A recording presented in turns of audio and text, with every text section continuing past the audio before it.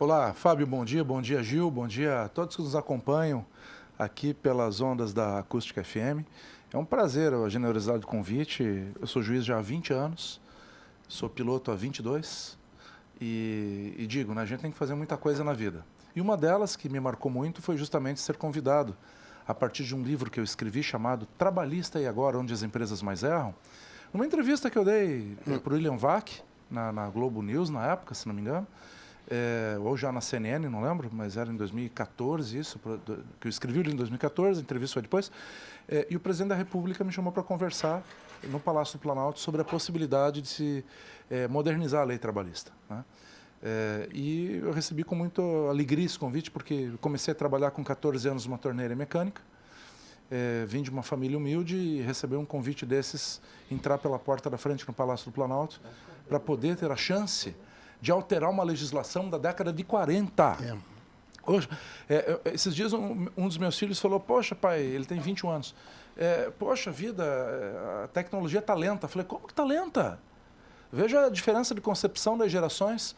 Nós aqui nesse estúdio somos de uma geração que vimos telefone fixo praticamente desaparecer, vimos aparecer o fax, vimos o fax morrer, vimos o nascimento dos primeiros telefones celulares, aqueles tijolões, vimos o telefone celular virar um smartphone que faz de tudo hoje. Operação bancária, foto, transmissão, stream, tudo, né?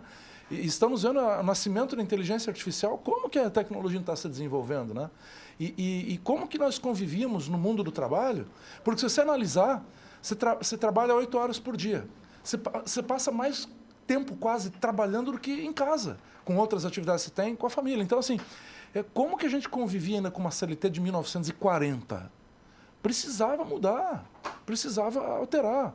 Nós criamos o prêmio no contra-cheque, criamos o trabalho intermitente. Não que a gente criou, muita coisa foi por analogia com o direito estrangeiro. Sim. O trabalho intermitente existe há 80 anos nos Estados Unidos e na Europa, que é contratar alguém com carteira assinada, mas que tem todos os direitos trabalhistas. Justamente para o cara não ser um freelancer que sofre um acidente e não tem proteção nenhuma. E por aí vai. O Gil, na palestra, ele fala muito sobre o dia a dia dele no gabinete como juiz. Interessante saber um pouco disso, né? E o que as empresas, os advogados, chegam no dia a dia na frente de um juiz para criar uma relação para poder se fechar um negócio de uma reclamatória trabalhista. E quantas vezes, Gil, a gente vê a temeridade de alguém que quer construir uma empresa e contratar um funcionário. E saber que a partir do dia que ele assina a carteira de alguém, existe um outro parceiro, além do funcionário, existe o Estado brasileiro sobre todas as coisas da empresa, o quanto isso afasta muitas coisas que poderiam ser geradas do negócio. Eu queria lhe perguntar o seguinte, doutor, o senhor acredita que a diminuição da participação do Estado brasileiro nas relações interpessoais entre funcionários e empresas, nós não poderíamos ter um Brasil muito mais desenvolvido? Olha, todo mundo busca prosperidade. Eu quero deixar bem claro aqui o meu respeito às opiniões que são divergentes da minha. Todos buscamos a prosperidade, seja o pessoal que pensa de um jeito, o pessoal que pensa do outro. O fato é, qual caminho pegar, qual estrada pegar para chegar na prosperidade? Eu, particularmente, acredito, faço parte de um grupo enorme de pessoas no Brasil que acredita que tem que ter menos intervenção do Estado na vida das pessoas. Que não é correto que o Estado intervenha com tanta grandiosidade. Então, é o que eu disse, quem precisa de mais proteção?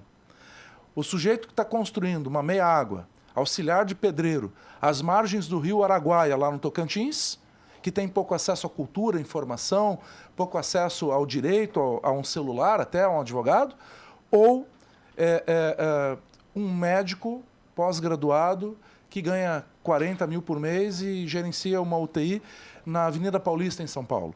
Então, assim, o Estado não pode dar o mesmo grau de proteção, ao meu sentir, para todos os trabalhadores. Nós precisamos respeitar a autonomia da vontade das pessoas. Nós não podemos entender que as pessoas querem fazer uma coisa e a lei simplesmente proíbe. O próprio Supremo Tribunal Federal tem julgado no decorrer dos últimos meses, isso que eu estou falando aqui na acústica agora, é absolutamente recente, Gil, que está reconhecendo uma série de outras formas de contratação. que nem sequer foram previstas na reforma trabalhista. A reforma trabalhista melhorou o contrato a tempo parcial para jovem que estuda à noite, para idoso que não quer trabalhar o dia inteiro, mas quer ainda ter meio expediente. É o trabalho a tempo parcial, que é o part-time europeu, a gente regulamentou, melhorou. A gente trouxe trabalho intermitente, que a crítica na época, lá em 2016, 2017, o trabalho intermitente vai acabar com o trabalho de 44 semanais. Está aí a realidade. O Brasil tem hoje 5% de trabalho intermitente por dados do IPEA, enquanto na Europa e nos Estados Unidos, esse percentual chega a 20%. Trabalho intermitente é aquele que você é chamado, trabalha X horas num dia, pode ter vários empregadores simultâneos, né? E a gente implementou na CLT. Então, assim, o Supremo Tribunal Federal tem reconhecido uma maior autonomia da vontade justamente daqueles que têm mais acesso à cultura, mais acesso à informação, que seria a figura do hipersuficiente, que foi criado na lei, que é aquele que ganha mais ou menos 15 mil, que é o dobro do valor do benefício máximo do regime de previdência social no Brasil, e tem curso superior. Então, o Supremo, ao meu sentir, acertadamente, em votos brilhantes, eu estou dizendo para que o Estado essa abertura. Para que o Estado está protegendo essa figura em relação ao pedreiro lá de Araguaia. Quer dizer, são tratamentos iguais para pessoas que têm a proteção ou tem informação diferenciada. Fábio, o princípio da igualdade está na Constituição Federal, o princípio da isonomia, o princípio da igualdade, mas o que é o princípio da igualdade? Rui Barbosa nos ensinou, seria injusto tratar os desiguais de maneira igual, todos devem ser tratados igualmente, mas cada um à medida da sua desigualdade, em oração aos moços. Então, é isso. O grande desafio do Estado brasileiro, para ser um Estado moderno, para ser um Estado promissor, é conferir proteção, sim, a todos, mas com uma dosagem, um grau diferente. Esse é um desafio, não é fácil. Hoje é interessante, o papo sobre relação trabalhista no Brasil é uma coisa extremamente delicada, né? Em qualquer mesa de conversa, de bar, se conversa problemas que se tem no dia a dia de contratar 1, 2, 10 mil funcionários e as consequências depois da relação ser quebrada de algum momento. E nós tivemos algumas decisões muito importantes para você que está ouvindo acústica aí no carro, no trabalho. Olha que interessante isso aqui. O ministro Gilmar Mendes, recentemente, coisa de 15 dias, mostrou o alcance e a profundidade de decisões reiteradas do Supremo, que já vêm sendo dadas há cerca de 6 meses, que quem ganha mais do que o dobro, mais ou menos 15 mil do regime da Previdência Social e tem curso superior, pode ser PJ, pode ser pessoa jurídica. Ele pode escolher a forma de trabalho, né? O próprio ministro Barroso, acertadamente, num voto brilhante, colocou o seguinte, ele disse que o Estado não pode intervir nos meios de produção. O meio de produção ele pode se adequar à realidade local, à forma de contratação. Isso é uma decisão recente também.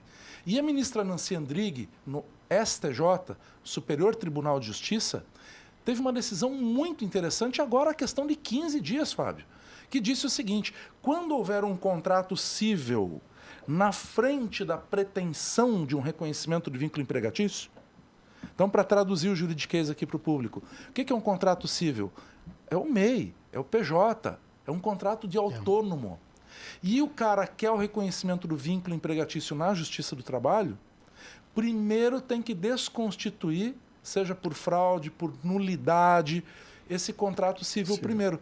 E disse a ministra Nancy Andrighi, lá do Tribunal Cidadão, que é o STJ, o seguinte, vai processar essa anulação na Justiça Civil, não na Justiça do Trabalho. Então, nós temos assistido, desde a emenda 45, já faz algum tempo isso, sistematicamente uma redução da competência e do alcance da Justiça do Trabalho no Brasil. E esse é um tema que nós precisamos enfrentar com maturidade, com inteligência e com técnica, porque isso está efetivamente acontecendo no Brasil. Bom, você falava mais cedo sobre as mudanças tecnológicas, né? O mundo em constante evolução.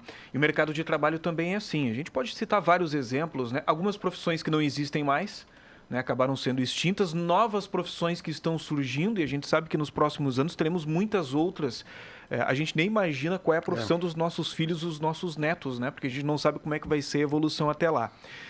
Existe uma questão que envolve diversos projetos pilotos que estão acontecendo no país agora, incentivando as empresas a adotarem modelos de jornadas reduzidas. Alguns especialistas dizem que isso promove o bem-estar e aumenta, inclusive, a produtividade desses profissionais. Como é que você está encarando isso, essas novas jornadas que estão sendo apresentadas, novas tendências no mundo inteiro, redução da jornada de trabalho e, com isso, aumentando a produtividade desses profissionais dentro das empresas? Olha, o Fórum Econômico Mundial prevê que nos próximos, até 2030, nós já estamos em 2024, faltam só 6 anos, o mundo vai perder 30 bilhões de empregos formais devido às novas tecnologias. Esse dado você encontra no livro #TemosVagas, do pós-doutor em empregabilidade, Dario Paixão. E a contrapartida é que essa mesma tecnologia vai gerar apenas de 7 a 10 bilhões de novos empregos. Então haverá um déficit brutal da geração de empregos formais no mundo inteiro, e o Brasil é um país continental, certamente vai sentir muito esses dados na prática, no dia a dia, na nossa economia, nas nossas casas, nas nossas cidades, nas nossas comunidades. Quanto à pergunta hoje você não pede mais cheeseburger para uma pessoa, você pede para a máquina. Você não paga mais estacionamento para uma pessoa, sistematicamente você paga para uma máquina. Então nós estamos vendo o avanço tecnológico que está ocupando postos de emprego, sobretudo aqueles postos de emprego que são o primeiro emprego, que são tão importantes para a vida de uma pessoa, a primeira oportunidade, né? Eu lembro do meu tempo, por exemplo. Quanto à redução de jornada, eu vejo que há uma resistência do setor produtivo no Brasil, né? Eu viajo o país inteiro ministrando palestras, fazendo conferências, e eu converso com sindicatos de trabalhadores, converso com centrais sindicais, converso com o setor produtivo, né? E o que eu sinto é que há uma resistência do setor produtivo em relação a uma redução de duração semanal do trabalho, em relação à redução de jornada, em nome de uma melhoria na qualidade de vida. E eu lhe digo sem medo de errar. Eu lhe digo com todas as letras aqui, e respeito opiniões em sentido contrário. Em que pese trabalhadores da Alemanha, dos Estados Unidos, têm uma produtividade numérica, matemática, aritmética, comprovada muito maior que a do trabalhador brasileiro, eu vejo com muitos bons olhos a redução da jornada, do tempo de trabalho diário, do tempo de trabalho semanal. Porque as pessoas precisam viver mais. As pessoas precisam ter mais tempo para a família. As pessoas precisam ter um tempo para ler um bom livro. As pessoas precisam ter tempo, como diria Titãs, para ver o pôr do sol na música do Epitáfio, né? E nós precisamos aprender a separar na nossa vida o que é essencial de verdade. Você que está me ouvindo agora, está com um problema, está com aquela dor de cabeça, está se incomodando. Será que é essencial para a tua vida? Ou é secundário? Se é secundário, você não tem que se incomodar. E se a gente parar e analisar o que realmente é essencial na nossa vida, são pouquíssimas coisas. É saúde, é água, é comida, é família. E muito trabalho só gera doença, só gera estresse. Então eu penso que a redução da carga horária, por exemplo, de 8 horas, sistematicamente, para 7 ou 6, ou uma redução de 44 semanais para 40 semanais, isso não ia impactar negativamente o setor produtivo. O brasileiro, especialmente o setor produtivo, tem uma capacidade, uma virtude de se adaptar muito rápido às relações, dadas as instabilidades econômicas e políticas que vivenciamos nas últimas décadas no Brasil. Então, eles iam rapidamente se adequar a isso. Esse pequeno custo que ia se gerar ia se repassar naturalmente para os preços, uma parte disso, e o brasileiro ia aceitar. Porque todo mundo ia ter mais tempo de convivência com a família, todo mundo ia ter mais tempo de convivência, e como você falou, já vi muitos estudos, a produtividade aumenta. Porque 8 horas de trabalho, o sujeito chega, primeiro fala do jogo do Inter, do Grêmio, depois a conversa lá sobre a novela, sobre o que está acontecendo, e daí, agora 6 horas bem trabalhadas, a gente vê pelo direito comparado, né? Canadá é assim.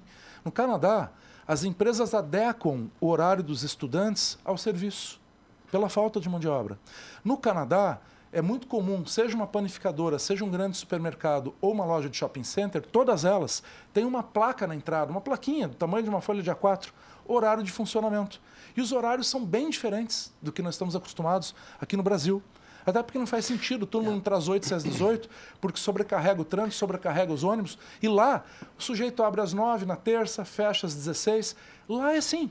Então, há uma diferença de cultura e essa redução de jornada faria bem para o brasileiro e para a brasileira, eu tenho certeza, para a família brasileira, sem dúvida nenhuma. Ô Gil, só para contextualizar, né? A gente, no Uruguai e na Argentina, nós temos o período da siesta, que os caras fecham 2 horas as empresas. Não precisa ir lá para o Uruguai, pode ir nos Catarina aqui do lado. Não, fecha 2 horas a empresa e... Viu? A gente até brinca, que nos Catarinas eles fecham restaurante para almoço. Mas deixa eu te perguntar uma coisa, nós estamos com o tempo assim apertadinho, mas o Rio Grande do Sul, há uns 2 anos para cá, doutor, teve uma grande força-tarefa do Ministério do Trabalho, Polícia Federal e todas, sobre os trabalhadores da safra. Problema, principalmente na nossa área da vinicultura, também colheita de frutas e outras coisas mais. E são momentos importantes para a colheita, que tem que ser imediatamente, na hora de colher. E eu queria lhe perguntar o seguinte, nós temos muita gente que é safrista aqui na nossa região, estamos colhendo soja e arroz nesse momento, e o tabaco também é recolhido em momento de safra.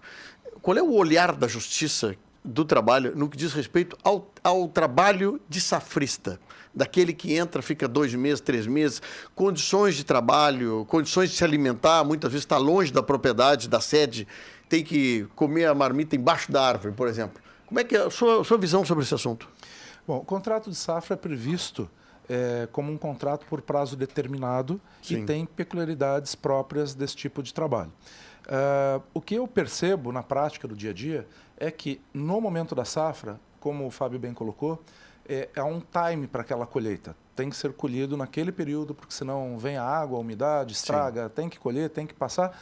E sistematicamente eu vejo que nesse sentido o pessoal do agro tem, até nas palestras que eu ministro em grandes áreas produtoras, eles dizem, poxa, na área de safra a jornada deveria ser mais extensa. Mas infelizmente a lei não permite. Então, se houver um avanço nos limites horários de jornada de trabalho, vai se aplicar a lei. A lei ela é válida para todos e não há exceções. Então, em que pese se reconheça a necessidade de mais trabalho em períodos específicos de safra, né? Por outro lado, nós temos uma lei que é rígida, sed lex dura lex, que não permite tamanha flexibilidade. Os sindicatos rurais podem, em convenções e acordos coletivos, conseguir estender um pouquinho mais isso dentro da delimitação legal, que seriam de 2 horas por dia, mas não podem ultrapassar isso por força de lei. Nós, por exemplo, estamos numa janela agora, hoje, terça-feira, quarta-feira, uma janela de seca para poder colher o arroz. E que amanhã, hoje de noite, já chove. Já chove. As pessoas precisam trabalhar o máximo possível, as máquinas, tudo, para poder conseguir. E o Rio Grande do Sul ficou com uma pecha muito feia perante o Brasil, dessas ações buscando olhar os safristas e olhar essa relação emprego-empresa, que acabou manchando um pouco o Rio Grande do Sul sobre isso, né? E é uma questão interessante. Como eu disse, a lei, esse é o problema, né, da lei. Não que seja um problema, mas o Brasil tem dimensões continentais. É um país grande, muito heterogêneo e muito complexo. Começa nos dialetos, né? Mesmo aqui no Sul, o jeito de se manifestar do gaúcho é diferente do catarinense, que já muda até o jeito de falar do paranaense, imagina lá no Nordeste. Então, é um país heterogêneo e complexo.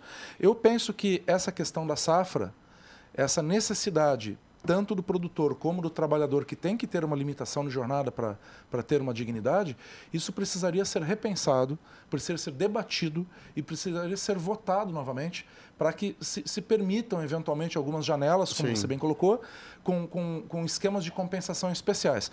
Nós criamos a 12/36 individual na reforma trabalhista, o ministro Gilmar Mendes votou pela validade dela, foi o relator. Então, hoje a 12/36 não precisa de convenção coletiva, pode ser direta com o trabalhador. E, de repente, o que eu estou dizendo aqui é que pode haver um movimento de um projeto de lei que possa criar uma situação mais específica para o safrista em relação à colheita, em relação à jornada de trabalho, em que haja um esquema de compensação, em que, eventualmente, se permita trabalhar mais do que 2 horas como extra para poder compensar, nem que seja isso em dobro no dia de chuva. Enfim, eu estou aqui só pensando alto, mas isso precisa ser debatido pelo setor produtivo, pelo setor de trabalhadores, com intermediação no governo, naturalmente, para que esse problema que hoje se trata como um problema seja equacionado. Sim. Muito bem. Eu acho interessante a fala do Fábio sobre a questão dos safristas e eu faço uma analogia, por exemplo, com o que nós falávamos agora há pouco sobre novas tendências de trabalho, né, do mercado de trabalho. E, ao mesmo tempo, a gente vê que coisas antigas continuam ocorrendo, né, no mercado de trabalho. Eu posso falar sobre essa questão do trabalho análogo à escravidão. O que está faltando? Está faltando uma conscientização maior por parte do produtor rural? Está faltando, daqui a pouco, levar informação precisa sobre as regras de como é que funciona a justiça do trabalho para esses produtores? O que está faltando para a gente não ter mais episódios como esse? Olha, eu quero acreditar que, assim como a maioria das pessoas que andam pela rua são de boa fé, né? A maioria das pessoas são de boa fé. Eu também quero acreditar que a riqueza que o agro brasileiro produz, gera e produz de oportunidades e de renda para o país, são poucos que transgridem essa regra. São pessoas más e que merecem o peso da caneta, merecem o peso de uma condenação, né? Eu quero acreditar que são pessoas más e que não é regra, que é exceção.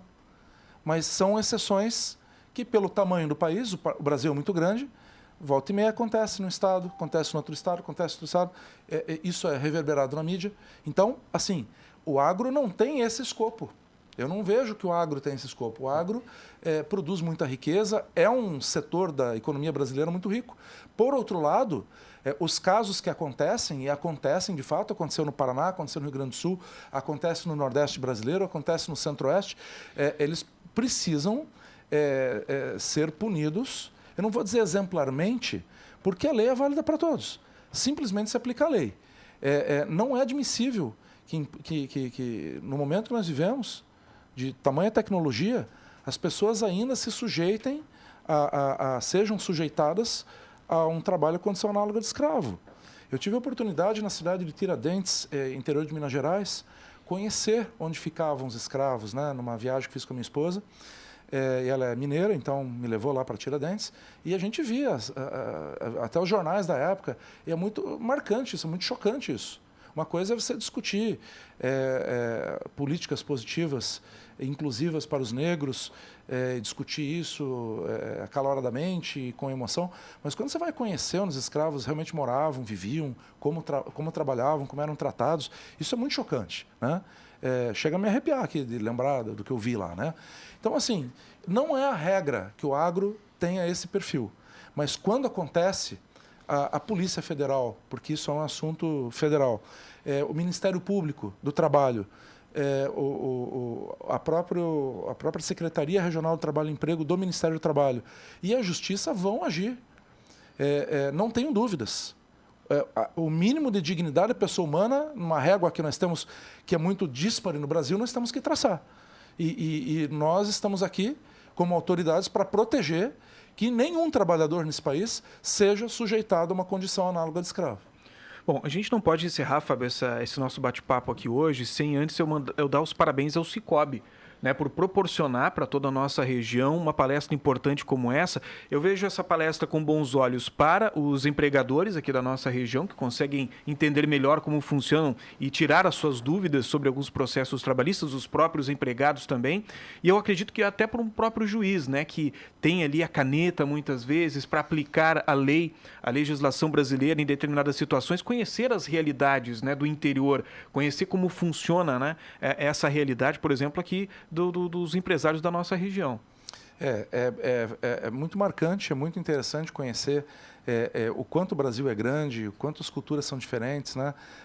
As cidades têm as suas vocações, então é fantástico. Eu conheci aqui no sul mais naturalmente Porto Alegre, a nossa querida Gramado, Canela, aquela região maravilhosa, né? Também. E o interior do Rio Grande do Sul, tantas cidades que eu estou visitando, realmente eu não conhecia. E está sendo maravilhoso poder estar passando parte dos meus conhecimentos para o público, né? E ter essa interação, essa energia maravilhosa com o público. Fábio, obrigado pela tua participação aqui Muito hoje. bom. Fábio que esteve acompanhando essa palestra mais cedo e colaborando também nesse nosso bate-papo. Muito bom, adorei a palestra, acho que abriu os olhos de todo mundo que estava lá. E como disse o doutor, é importante a gente estar atento às coisas que acontecem para que haja mais prazer e de tu ser empresa, empresário, gerar negócios, do que de sabores numa relação trabalhista que muitas vezes até por falta de conversa, né, doutor? Por falta de explicitar até antes da carteira assinada como tu vai agir durante o teu contrato de trabalho. Então, mais conversa e mais prazer nós temos que ter dentro das empresas. Obrigado. Marlos Melec, muito obrigado pela sua disponibilidade em vir hoje, abrir um espaço aí na sua agenda para conversar com os ouvintes da Rádio Acústica FM. Gil, eu que agradeço a generosidade do convite. Fica aqui o convite para o público degustar algumas obras que eu escrevi. Elas são encontradas em todas as livrarias do Brasil, inclusive na internet. Um livro se chama Trabalhista e Agora, onde as empresas mais erram. O outro, O Novo Normal, que eu escrevi agora durante a pandemia, com vários pós-doutores, pensando como seria o mundo, inclusive o mundo do trabalho, depois da pandemia, né? É o que nós estamos vivendo agora, com todas essas mudanças tecnológicas aí que você mencionou. Bom, agradecer também a presença dos representantes do Cicobi que estão aqui no estúdio da Acústica FM nesta manhã também.